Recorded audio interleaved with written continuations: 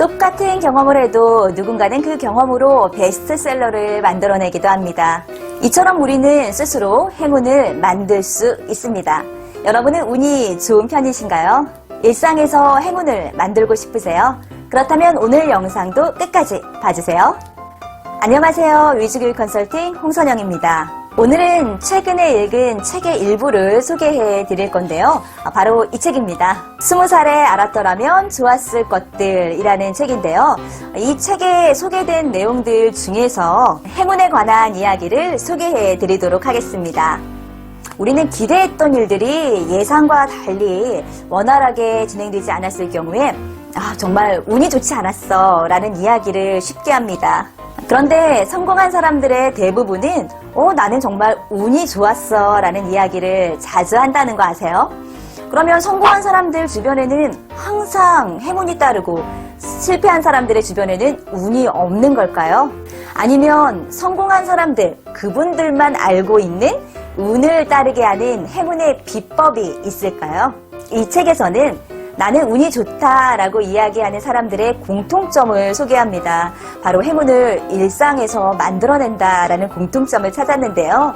저자는 성공한 사람들을 오래도록 관찰한 결과 이들이 경험하는 행운은 날마다 반복하게 되는 소소한 작은 행동의 결과라는 것을 알게 됩니다. 그리고 이 소소한 작은 행동의 결과가 이 성공한 사람들에게 행운을 가져다 준다라고 이야기하고 있는데요. 그 내용으로 조금 더 들어가 보겠습니다. 예를 들어 나와 함께 일을 하는 동료가 나 요즘에 너무 스트레스 받아, 일이 힘들어 라고 하소연을 합니다.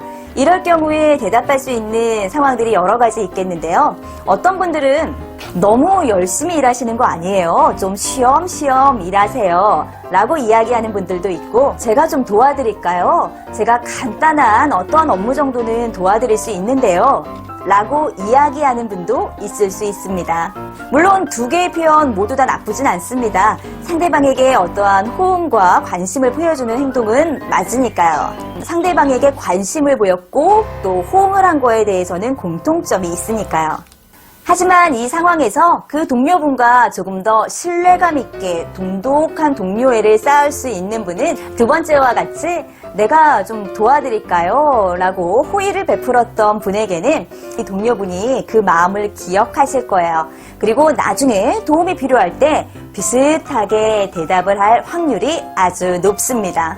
이렇게 작은 차이로 누군가와 신뢰를 쌓을 수 있고 그러한 행운이 고스란히 나에게 돌아올 수도 있는데요. 많은 분들이 이러한 작은 행동의 차이를 모르고 단순히 운이 좋다, 나쁘다 라고 이야기하는 경우도 있습니다.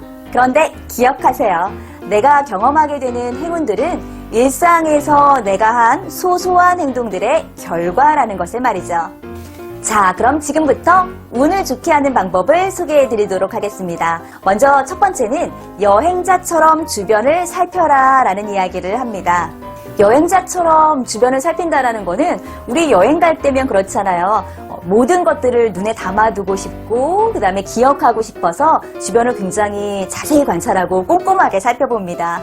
영국의 한 대학에서 운이 좋은 사람들의 특징을 발표했는데요.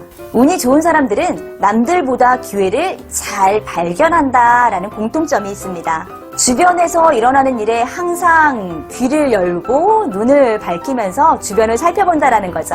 그리고 가장 큰 특징은 운이 좋은 사람들은 본인이 운이 좋다라고 믿는 경향이 있다라고 이야기를 합니다.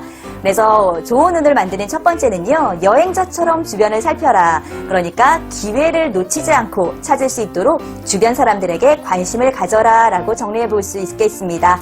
그리고 두 번째는 자신의 지식과 경험을 활용할 수 있는 특별한 방법을 발견한다입니다. 대부분의 사람들은 자신이 가지고 있는 지식과 경험을 어떻게 활용해야 할지 잘 모르는 경향이 있습니다. 행운을 얻은 사람들은요, 자신이 가지고 있는 지식, 그리고 이 경험, 사람들, 인맥 등등을 잘 활용한다라는 공통점이 있습니다. 그리고 세 번째는 거침없이 행운을 향해 나아가라 라고 이야기합니다. 이 말은 나에게 언젠가는 행운이 다가올 거야 라고 무작정 기다리는 것이 아니라 정말 말 그대로 행운을 찾아 돌아다닌다라는 거죠. 나에게 도움을 줄 수 있는 사람들을 찾아가서 직접 만나서 이야기를 해보는 것도 방법일 수 있겠고요. 행운을 얻기 위해서 내가 하고자 하는 일을 직접 시도해보고 또 나에게 도움을 줄 수 있는 사람들을 직접 찾아가서 만나보는 거죠. 이렇게 적극적으로 행동하는 방법도 있습니다. 우리 주변을 둘러보면 행운을 만들 수 있는 방법들이 많이 있습니다. 일상의 소소한 행동에서 행운이 따라온다라는 거 기억하시죠? 나에게 행운이 있다라는 긍정적인 생각과 함께 주변을 둘러보세요. 오늘은 좋은 운을 만드는 방법에 대해서 소개해드렸습니다. 오늘 영상도 도움이 되셨으면 하는 바람이고요.